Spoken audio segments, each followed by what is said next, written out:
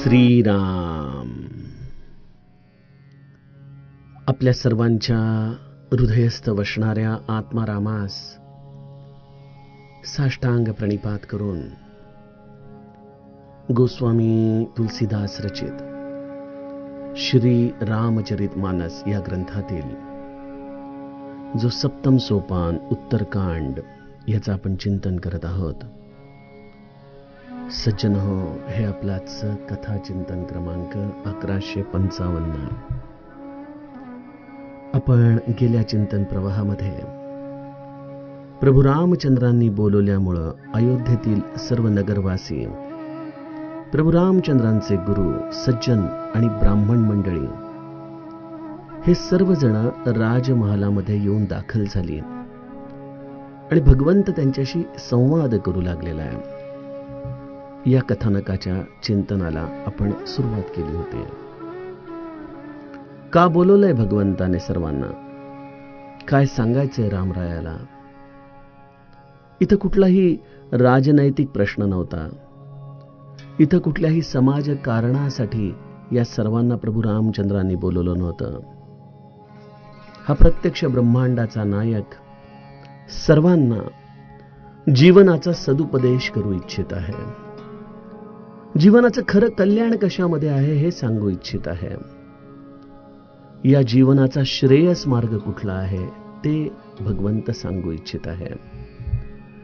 आणि जीवनाची ही इति कर्तव्यता प्राप्त होण्यासाठी हा मनुष्य देह हे परमदुर्लभ असं साधन जेव्हा जीवाला प्राप्त होतं तेव्हा त्याच्या आधाराने त्याने संपूर्ण निष्ठेने या भवसागरातून पार होऊन जायचं असतं.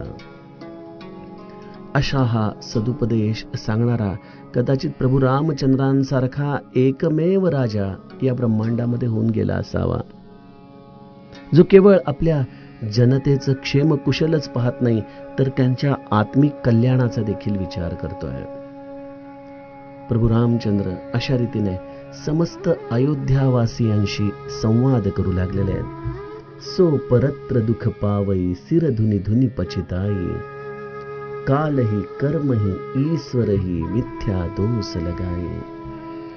काळावर, कर्मावर किंवा ईश्वरावरती खोटा दोष रोप करून जो परलोकामध्ये दुःख भोगतो, डोकं बडवून घेतो, पश्चाताप करतो, अशा या मनुष्य जन्माची असलेली शोकांतिकाच जणू काही प्रभू रामचंद्र आम्हाला सांगतायत. गोस्वामीजी गाऊ लागतात. एहि तन कर फल विषय न भाई, स्वर्ग स्वल्प अंत दुखदाई. नरतनु पाई विषय मन देही, पलटी सुधा ते सठ बिशलेही. ताही कबहु भल कही न कोई, गुंजाग्रह ही परस मनि खोई. आकर 4,84,000 जोनि भ्रमत यह जीव अविनाशी. फिरत सदा माया कर प्रेरा, काल कर्म सुभाव गुण घेरा. कबहु करी करुणा नर देही, देत ईस बिनु हेतु स्नेही. नरतनु भव बारिधि कहूँ बेरो, सन्मुख मरुत अनुग्रह मेरो. करनधार सद्गुर दृढ नावा, दुर्लभ साज सुलभ करि पावा. जो न तरै भव सागर नर समाज अस पाई, सोकृत निंदक मंदमती आत्माहन गति जाई. सियावर रामचंद्र प्रिय हो.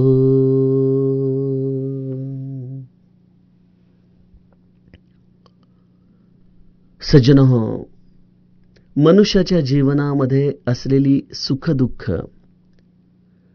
जो तो या आयुष्यामध्ये भोगत असतो, त्याला नेमकं कोण जबाबदार आहे? कोण जबाबदार आहे? हा एक खरा प्रश्नच आहे. याचं उत्तर मानवी बुद्धीच्या आधाराने शोधत असताना मनुष्य हा नेहमी बाह्य दृष्टीने सगळ्यांच्याकडे बोट दाखवत राहतो, परंतु त्याचं कधीच बोट हे स्वतःच्या दिशेने फिरत नाही. तो कधीच या सर्व परिस्थितीला आपण जबाबदार आहोत याचा विचार करू शकत नाही. हेच मनुष्याचं अज्ञान आहे. बघा, आपल्या जीवनामध्ये जे काही आम्हाला पाहिजे होतं, जे आम्हाला मिळालं नाही, जे दुःख आम्ही टाळू पाहत होतो आणि ते दुःखच आमच्या जीवनामध्ये वारंवार येत राहिलं, अशा घटनांचा आपण विचार करावा. आणि या घटनांची जबाबदारी कोणाची आहे याचा शोध आपण आपल्या अंतःकरणात घेण्याचा प्रयत्न करावा. म्हणजे स्पष्टपणे आपल्याला आपल्याच अज्ञानाचं दर्शन होतं. एखादी गोष्ट व्हावी अशी अत्यंत मनापासून इच्छा आहे आणि ती गोष्ट नेमकी आपल्या विरुद्ध घडावी, प्रतिकूल घडावी. कोण जिम्मेदार आहे याला? गोस्वामीजी सामान्य जीवाच्या अंतरंगामध्ये अशा प्रतिकूल घटनांचा शोध घेताना ते स्वाभाविकपणे याचं खापर 3 लोकांवरती फोडतात, 3 तत्वांवरती फोडतात. कुठली 3 तत्व? कालही, कर्मही, ईश्वरही. पण हा दोष कसा आहे? मिथ्या दोष लगाई, खोटा आरोप. जीव अज्ञानवश या 3 गोष्टींवरती करत असतो. पहिली गोष्ट आहे कालही. काळ माझ्या विरुद्ध होता म्हणून माझ्याकडून योग्य ते कार्य होऊ शकलं नाही. आपण बघा, अनेकदा एखादं कार्य करायला मुहूर्त काढत असतो. एखादं कार्य करण्याची आपल्याला इच्छा होत असताना आपण ती वेळ शुभ आहे की नाही याची देखील आपण खात्री करून घेत असतो. एखादं कार्य अतिशय चांगलं व्हावं, त्यामध्ये अनुकूलता प्राप्त व्हावी यासाठी आपण अनेकदा नवस करतो. वेगवेगळ्या प्रकारचे तंत्र मंत्र देखील आपण करून पाहतो. परंतु तरी देखील काळ हा नेहमीच आपापल्या पद्धतीने वाहत असतो. तो उत्पत्ती स्थिती लय या पद्धतीने जो वरती जातो त्याला खाली आणत असतो, जो खाली जातो त्याला वरती नेत असतो. मनुष्याचा अट्टा हा असा बऱ्याचदा प्रतिकूल काळ असताना देखील त्याच्या असलेल्या या कर्मप्रधान वृत्तीमुळे अनेक प्रकारच्या गोष्टी करण्यासाठी भाग पाडत असतो. श्री महाराजांच्याकडे वासुदेव बळवंतराव फडके हे थोर स्वातंत्र्य सैनिक ज्यावेळेला ते स्वातंत्र्य लढा लढत होते त्यावेळेला आले होते. महाराज त्यावेळेला गोंदवल्यात होते. महाराजांची ख्याती फडकेंनी ऐकली होती आणि त्यांची मनोमन अशी इच्छा होती की त्यांनी आपल्या मागे समर्थांसारखं उभं राहावं, जेणेकरून त्यांच्या कृपा आशीर्वादाने आपल्याकडून देखील शिवाजी महाराजांसारखं कार्य घडून येईल. अतिशय उत्तम साधक होते. दत्ताचा विशेष त्यांच्यावरती अनुग्रह होता आणि त्यामुळे अशा साधक वृत्तीतून इंग्रजांच्या विरुद्ध सशस्त्र लढा करण्याची त्यांची योजना होती. आपल्या तलवारीच्या समवेतच जणू काही ते श्री महाराजांच्या भेटीला आले. 1-2 दिवस श्री महाराजांच्या बरोबर राहिले. आपल्या मनातलं गुज त्यांनी श्री महाराजांना बोलून दाखवलं. महाराज त्यांचं सगळं काही ऐकून घेत होते आणि एके दिवशी श्री महाराजांनी त्यांना सांगितलं की फडके साहेब, आपण आता या कुठल्याही भानगडीमध्ये पडू नये. काळ योग्य नाहीये. योग्य काळाची वाट पाहावी. अजूनही भारत स्वतंत्र व्हायला बराच अवकाश आहे.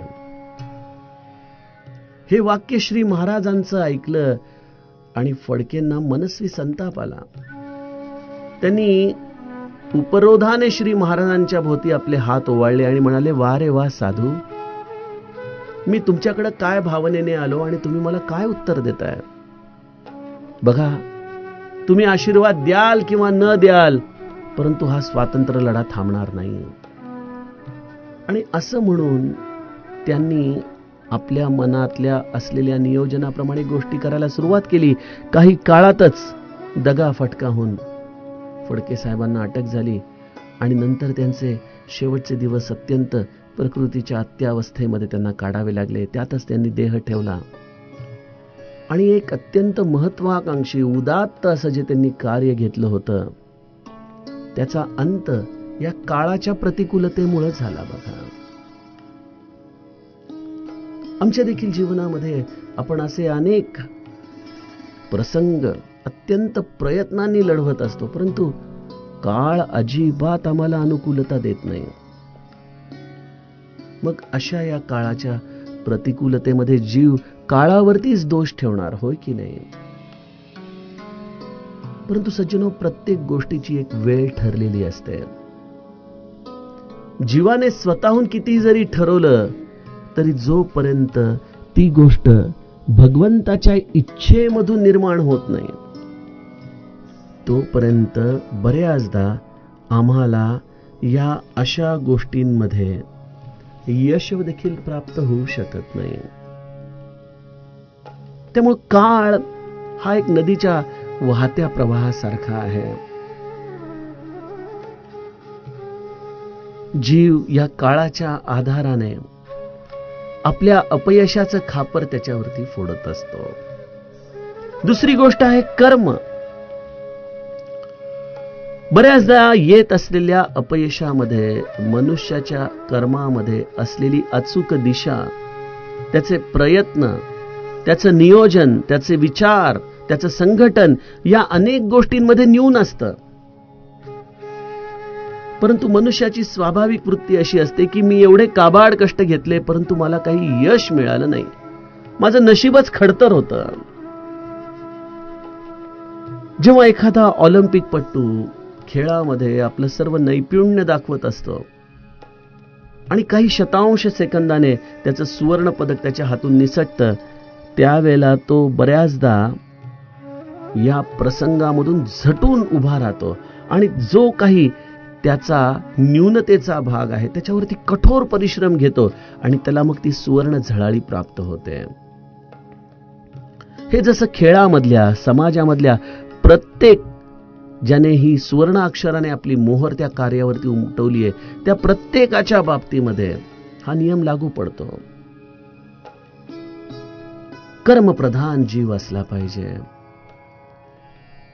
या कर्मामध्ये त्याने विशेष अचूकता दाखवली पाहिजे, विशेष नैपुण्य शोधलं पाहिजे. परंतु या नैपुण्याच्या अभावी जर आपण आपल्या नशिबावरती दोष फोडू लागलो की नशीब खडतर असल्यामुळं मला काही केल्या हे यश प्राप्त झालं नाही असं म्हटलं, तर बऱ्याचदा आम्ही देखील आपल्या या अपयशाला चुकीच्या दिशेनेच घेऊन जात असतो. आपण म्हणाल की माझं पण नैपुण्य देखील अत्यंत योग्य होतं. आपण बघतो ना की संगीत क्षेत्रात देखील असे अनेक प्रतिभावंत गायक असतात ज्यांचा स्वर हा एखाद्या गंधर्वासारखा असतो, परंतु त्यांना यश प्राप्त होत नाही. बऱ्याचदा त्यांचं नाव देखील सर्वसामान्यांना माहीत नसतं. एवढी अद्भुत कला असून देखील, एवढी विशेष प्रयत्नपूर्वक प्राप्त झालेली कला असूनही ते कर्म त्यांना यश मिळवून देऊ शकत नाही. मग तिथं तर नशीब खडतर आहे असं म्हटलंच पाहिजे. सज्जनो, हे देखील अर्धसत्य आहे. मनुष्याने आपली बाजू परिपूर्णतेने करावी आणि किती काळ नशीब खडतर राहील, किती काळ. अब्राहम लिंकन जो अमेरिकेचा राष्ट्रपती होऊन गेला, तो वयाच्या 18व्या वर्षापासून अनेक उचापाती करत होता. वेगवेगळ्या प्रकारच्या निवडणुका लढ, वेगवेगळ्या प्रकारची कार्य कर. वयाच्या 45व्या वर्षापर्यंत त्याला जिथं तो हात घालेल तिथं केवळ अपयश मिळत होतं. असं काही नाही की त्याच्याकडं नैपुण्य नव्हतं, त्याचे प्रयत्न नव्हते, परंतु त्याला प्रत्येक ठिकाणी अपयशाने जणू काही पछाडलं होतं.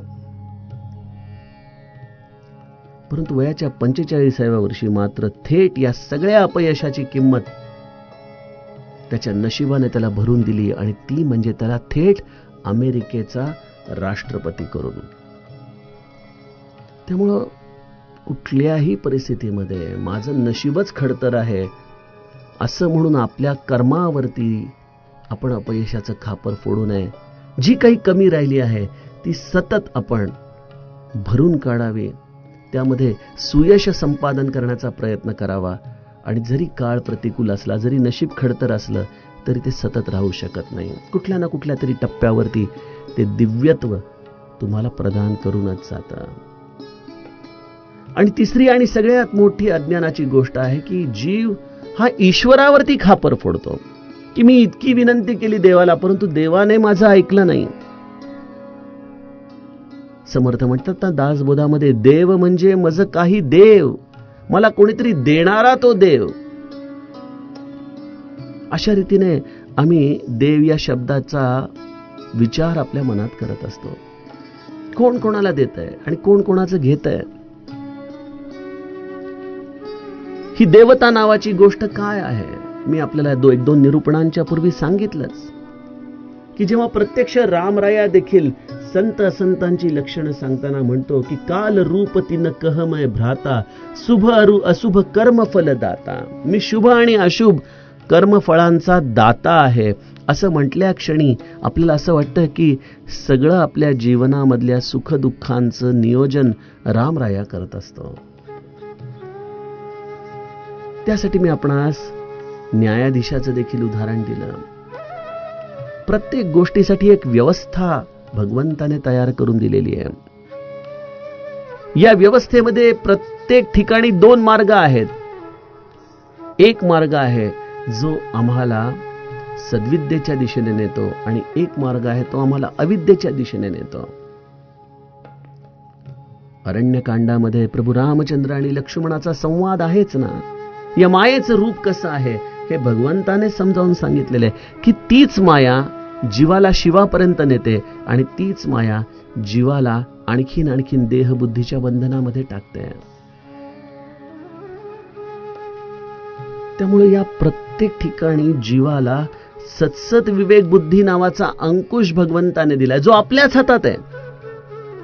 त्या सत्सत विवेक बुद्धीच्या आधाराने आपलं प्रत्येक कर्म कसं शुद्ध आपण करू शकू याचा विचार आम्हाला नित्य करत राहायला पाहिजे. आणि त्या कर्माची शुद्धीच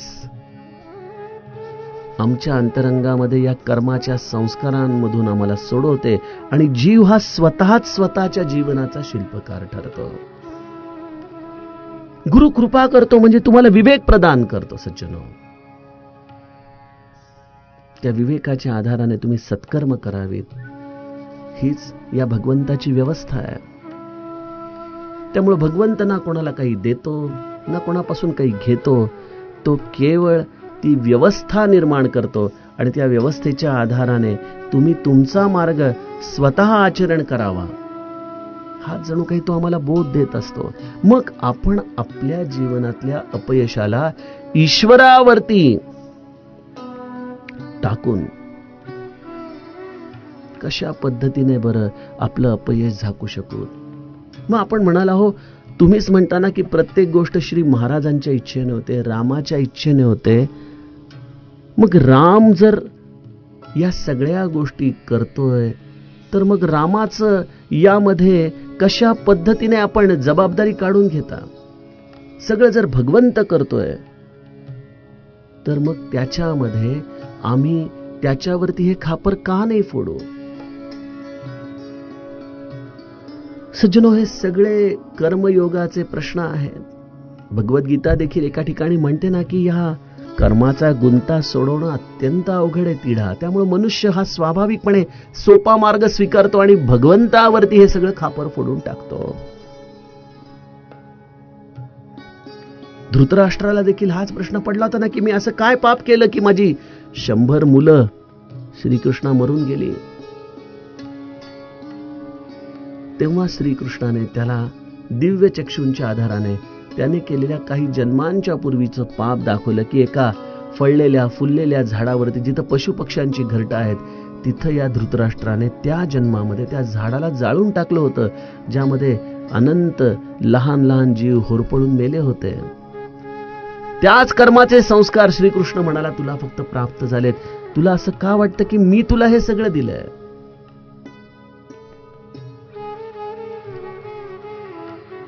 आणि सज्जनो, रामाच्या इच्छेने हे घडतं. हे कोणाच्या बाबतीमध्ये आपण बोलता येऊ शकेल? जिथं आपली इच्छा संपते तिथंच केवळ रामाची इच्छा शिल्लक राहते. बघा, जोपर्यंत माझी इच्छा आणि रामाची इच्छा वेगळी आहे आणि जोपर्यंत माझ्या इच्छेप्रमाणे गोष्टी घडत नाहीत, तेपर्यंत मी कल्पनेने निर्माण झालेला रामावरती दोषारोपण करत राहतो. ज्या क्षणी माझी इच्छा संपली, राम जसं करेल ते योग्यच आहे हे मी जाणायला लागलो, त्या क्षणी हे सगळं विश्व एका विशिष्ट नियमांमध्ये चाललेलं आहे याची आपल्याला जाणीव होईल. पूज्य बाबा म्हणायचे ना, दिस युनिव्हर्स इज मॅथमॅटिकली परफेक्ट. आपण त्याच्यामध्ये असा विचित्र विचार करून स्वतःचेच गुंते वाढवत जातो. त्यामुळे आपल्या जीवनासाठी ना काळ, ना कर्म, न ईश्वर कोणीही जबाबदार नाही. पूज्य वामनराव पै म्हणायचे त्याप्रमाणे तूच आहे तुझ्या जीवनाचा शिल्पकार. कोणावरही कुठलंही खापर ठेवू नका. व्यर्थ चिंतित हो रहे हो. तू काही आणलं नाहीस आणि तू कोणाला काही देत नाहीस. जे सगळं आहे ते तुझंच आहे. तुलाच हे सगळं भोगावं लागणार आहे आणि तुलाच हे सगळं संपवावं लागणार आहे. यामध्ये केवळ भगवंताच्या कृपा छत्राखाली हे भोग आपण भोगले तर आम्हाला समाधान प्राप्त होतं आणि भगवंताच्या या अपार करुणेने आम्हाला या भवसागरामधून तरून जाता येतं. असा हा भगवंताच्या या सृष्टीचा सिद्धांत आहे. सज्जनो, इथं या माझ्या मीपणामध्ये कुठलाही अहंकार नाही, परंतु आम्ही केवळ निमित्त आहोत आणि हा निमित्त केवळ आपलं संचित भोगत असतो. याच्या पलीकडे दुसरी वस्तुस्थिती नाही. बघा, प्रभू रामचंद्र त्यामुळं सगळ्यांना सांगू लागतात की एही तन कर फल बिषयी न भाई, स्वर्ग स्वल्प अंत दुःखदायी. हा देह मिळालेला आहे आणि त्याच्या आधाराने तुम्ही सुख मिळवण्याचा जो प्रयत्न करताय, जे सुख हे तुमच्या संचिताप्रमाणे तुम्हाला मिळणारच आहे, मग तुमची इच्छा असो किंवा नसो. एखादा राजा जर नित्य भोगांमध्येच असेल आणि जर तो कधी काळी वनामध्ये हरवला तरी देखील त्याचं नशीब त्याला एखाद्या कल्पवृक्षाखालीच घेऊन जाईल आणि राजाच्या मनामध्ये जी काही इच्छा असेल ती तो कल्पवृक्ष त्या झाडाखाली, त्या वनात, त्या एकांतामध्ये देखील पूर्ण करेल. ज्याच्या नशिबामध्ये जे लिहिलेलं आहे ते त्याला मिळणारच आहे. आणि जी गोष्ट आपल्या नशिबामध्ये नाही त्यासाठी तुम्ही कितीही जरी प्रयत्न केला तरी देखील ती तुम्हाला शेवटी मिळायची का नाही हे तुमचं संचितच ठरवत असतं. मग अशा वेळेला केवळ या विषय भोगांच्याकडे दृष्टी लावून आपण या जीवनाचं मुख्य ध्येय विसरून जाणं, यामध्ये कुठला विवेक सामावलाय सज्जनो? हे शरीर प्राप्त होण्याचं काय कारण आहे, काय निमित्त आहे? बहुसंख्य लोक जी भगवंताशी विन्मुख आहेत त्यांना या प्रश्नाचं एकच उत्तर माहिती आहे की बस खाओ पिओ और मजा करो. श्री महाराज म्हणायचे की हे तत्वज्ञान मला देखील पटतं की खा प्या, मजा करा, आनंद घ्या. अरे हे जीवन एकदा मिळालंय, बस सगळी मजा करून घ्या. अरे पण ज्या आनंदासाठी तुम्ही धडपडता तो आनंद तुम्हाला मिळतोय का? एका टप्प्यानंतर जो कुठला भोग तुम्हाला आनंद देत होता तोच भोग तुम्हाला आनंद न देणारा ठरतो. बघा, अगदी आम्ही सामान्य लोक देखील आज या सोशल मीडियावरती आपला वेळ वाया घालवतो. आता वीट येऊन जातो कधी कधी की अरे किती वाचायचं, काय तेच तेच असतं सगळं, नको त्या गोष्टी डोक्यामध्ये जात राहतात. म्हणजे जो विषय भोग काही दिवसांपूर्वी, काही वर्षांपूर्वी आम्हाला अत्यंत आनंददायक वाटत होता, तो भोग आम्हाला आता दुःख देणारा ठरतो. त्यामुळे हे शरीर हे विषय भोगासाठी नाही.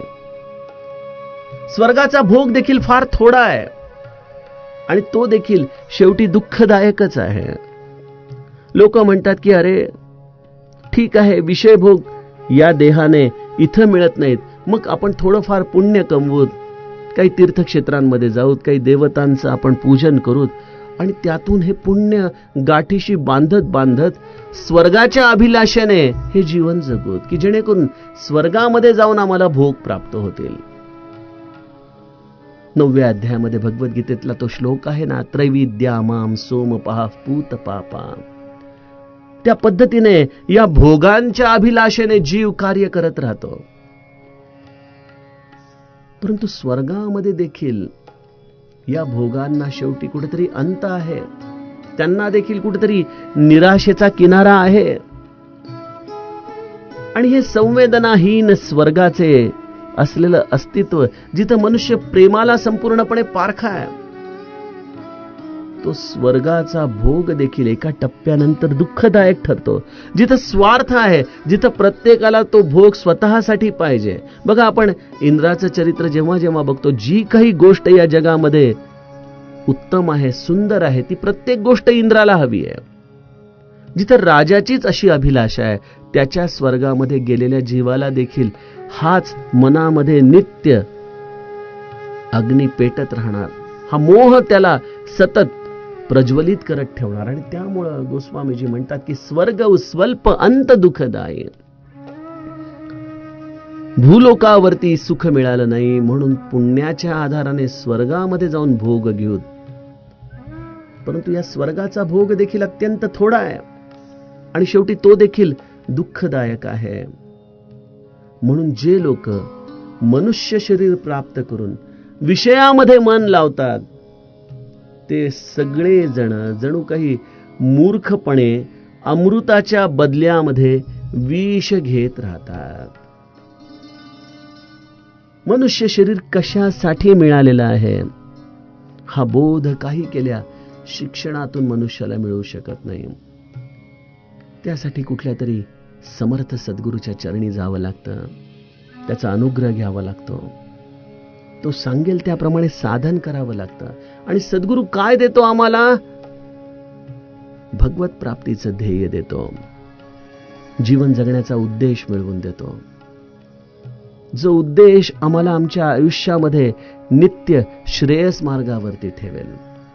आणि या मार्गावरती चालत असताना देहाच्या आधाराने जी कर्तव्य आहेत, जो प्रत्येकाला आम्हाला न्याय द्यायचा आहे, त्या प्रत्येकाच्या विषयी आमच्या अंतरंगामध्ये सदैव कर्तव्याची जागृती देत या परमार्थामध्ये सद्गुरुराया आम्हाला घेऊन जातो.